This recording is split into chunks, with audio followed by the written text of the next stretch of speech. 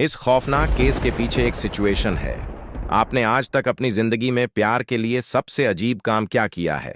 हम सभी कभी ना कभी अपनी जिंदगी में किसी एक के प्यार में आके कुछ गलतियां कर जाते हैं, लेकिन इस लड़की ने जो किया वो इतना खतरनाक साबित हुआ कि इसे अपनी जान गंवानी पड़ी। इस क्राइम की उल्टी गिनती शुरू होती है। 10 फरवरी 2023 को दिल्ली से लगभग 50 किलोमीटर दूर हरियाणा का एक गांव है झज्जर। इस गांव में एक परिवार रहता है जिसकी 2 बेटियां हैं। दोनों बेटियां पढ़ाई के लिए दिल्ली रहती हैं। वो दोनों ही अपने घर पर अपनी मां से रोजाना बात किया करती। एक दिन अचानक बड़ी बेटी निक्की का कॉल नहीं आता।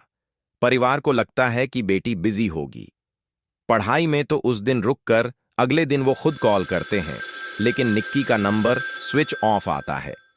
परिवार वाले अपनी छोटी बेटी को कॉल करते हैं और उन्हें पता चलता है कि उनकी बड़ी बेटी निक्की अपने दोस्तों के साथ घूमने गई हुई। दोनों ही बेटियां पढ़ाई में अच्छी थीं और परिवार से ज्यादातर अपनी सारी बातें किया करती थीं। तो माँ बाप के लिए ये बात थोड़ी अटपटी थी कि बेटी बिना पूछे घूमने गई हुई है। माँ बाप अपनी बड़ी बेटी का नंबर तब भी ट्राई करते हैं। वो अपनी छोटी बेटी से कहते हैं कि बड़ी बेटी का नंबर नहीं लग रहा, उसके दोस्तों का नंबर दो। छोटी बेटी अपनी बहन की दोस्तों को कॉल करती है तो उसे पता चलता है कि वो अपनी फीमेल फ्रेंड्स के साथ नहीं बल्कि एक मेल फ्रेंड के साथ गई है जिसका नाम है साहिल गहलोत। अब छोटी बेटी अपनी बड़ी दीदी से बात करने के लिए साहिल को कॉल करती है। साहिल फोन उठाता है और उसे बताता है कि उसकी शादी है, वो अपने फंक्शंस में बिजी है, इसीलिए निक्की के साथ घूमने नहीं जा पाया और निक्की का घूमने का प्लान कैंसिल करने का मन नहीं था तो वो अकेले ही चली गई। ये सुनने के बाद छोटी बेटी अपने माँ बाप को सारी बात बताती है। निक्की के पिता अपनी छोटी बेटी से साहिल का नंबर मांगते हैं और उससे खुद बात करते हैं। साहिल उन्हें बताता है कि अंकल मेरी शादी है, मैं उसमें बिजी हूं। हम लोगों का घूमने का प्लान जरूर था, लेकिन मैं अपने फंक्शंस में बिजी हूं, इसीलिए निक्की अकेले निकल गई और उसका फोन भी मेरे पास रह गया है।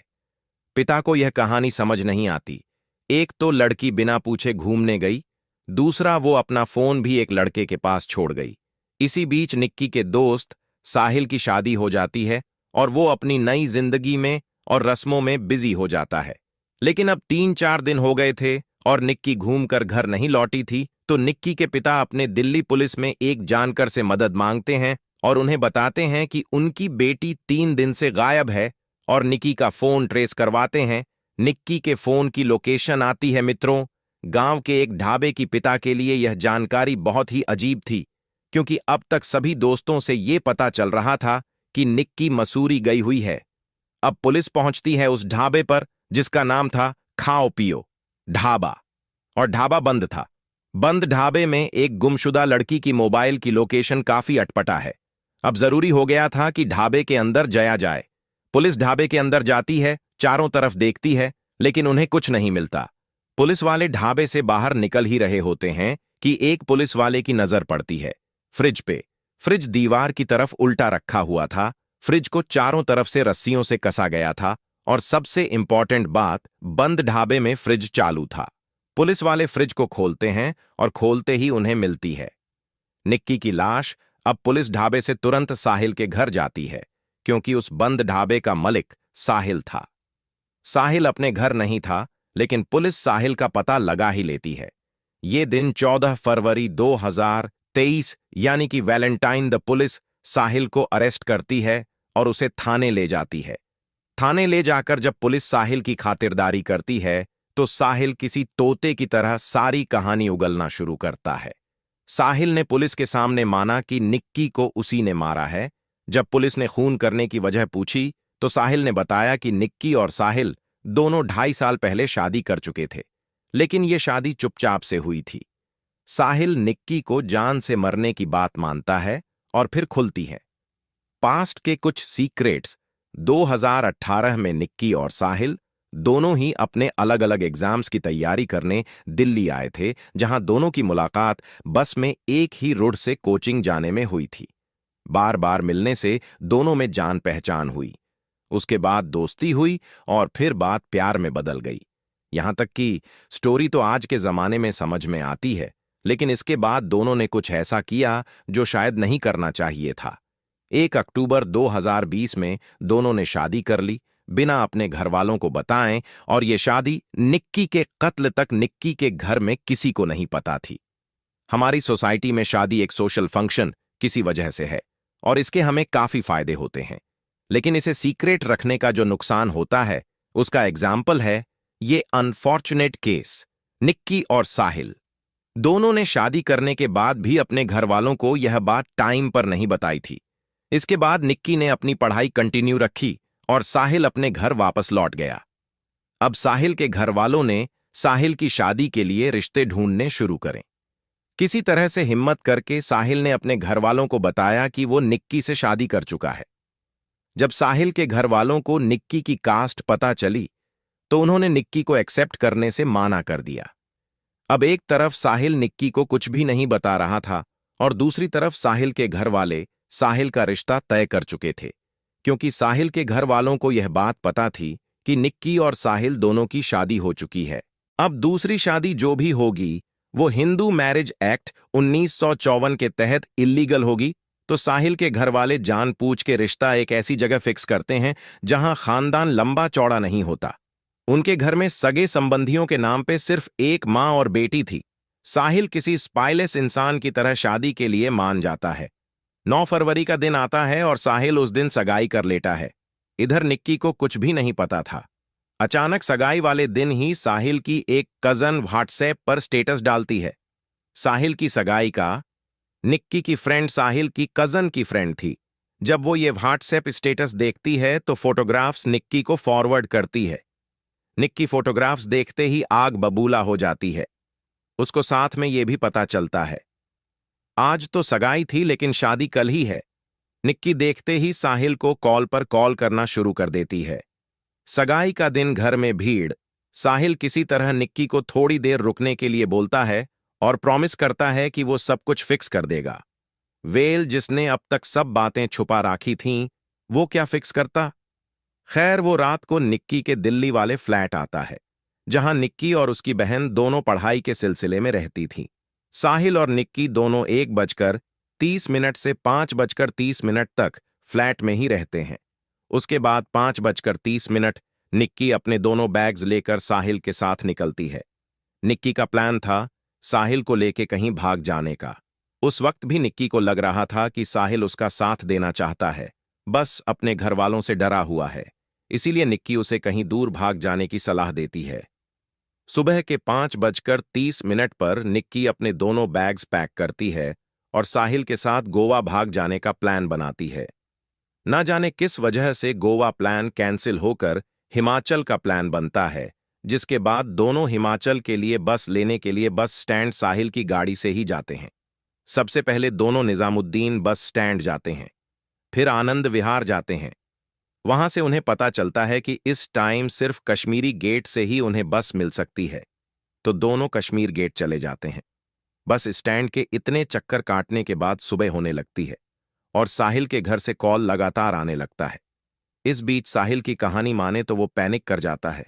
वो टेंशन में आ जाता है और निक्की से माना करता है कि मैं नहीं भाग सकता। लेकिन जब आप आगे की कहानी सुनेंगे तो आप नहीं मानेंगे कि साहिल कहीं से भी पैनिक कर रहा था। अब साहिल निक्की को समझता है कि मुझे घर वापस जाना होगा, घर से कॉल्स आ रही हैं। अब तक निक्की घर वालों की तरफ से साहिल को डरा हुआ समझकर निक्की साहिल को सपोर्ट भी कर रही थी और इस सिचुएशन से निकलने के आइडियाज दे रही थी।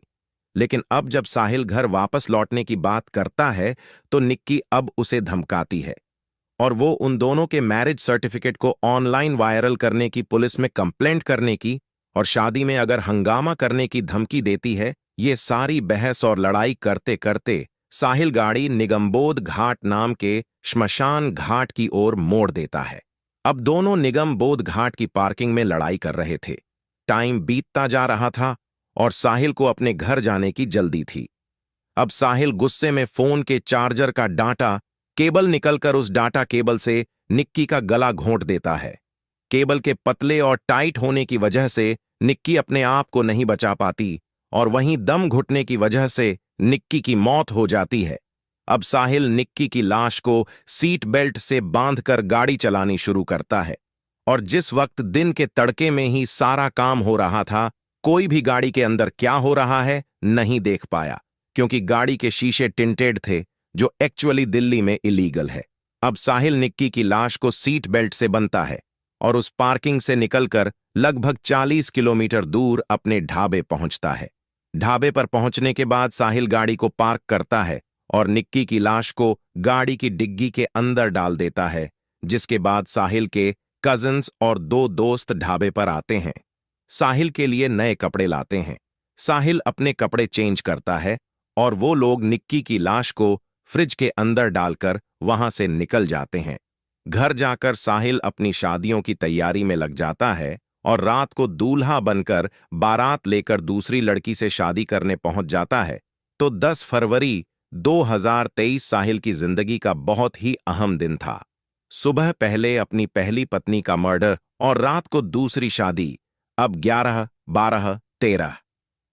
साहिल निक्की की बहन और पापा से लगातार बात कर रहा था और कह रहा था, मेरी शादी है, मैं बिजी हूं, निक्की घूमने गई है, 2 दिन में लौट जाएगी, 3 दिन में लौट जाएगी। लेकिन निक्की के पिता को दाल में काला लग चुका था।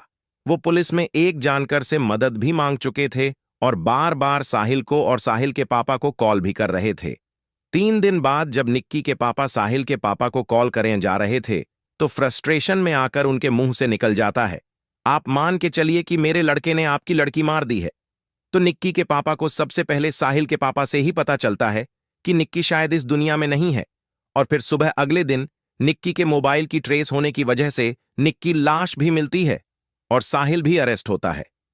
अरेस्ट होने के बाद और भी ज्यादा पत्ते खुलते हैं, जैसे कि 9 फरवरी को जब निक्की को साहिल की सगाई वाले दिन पता चला कि वो कहीं और शादी करने के चक्कर में है।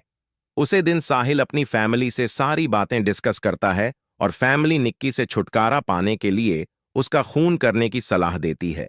इसका मतलब था कि जब साहिल निक्की के घर आया था तो वो इस प्लानिंग से ही आया था कि वो निक्की को मार देगा।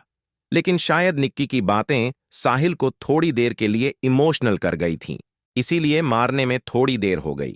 पहले साहिल का प्लान था कि वो चलती गाड़ी से किसी व्हीकल के सामने निक्की को धक्का दे देगा और एक एक्सीडेंटल डेथ का सीन बनाएगा।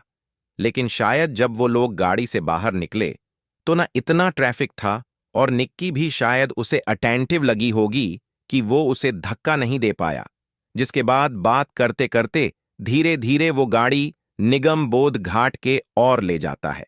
सोचने वाली बात यह है कि जिसका प्लान शहर से ही भागने का हो, जो 3 बस स्टैंड के चक्कर लगा चुका हो और शहर की शमशान घाट के पार्किंग में क्यों जाएगा।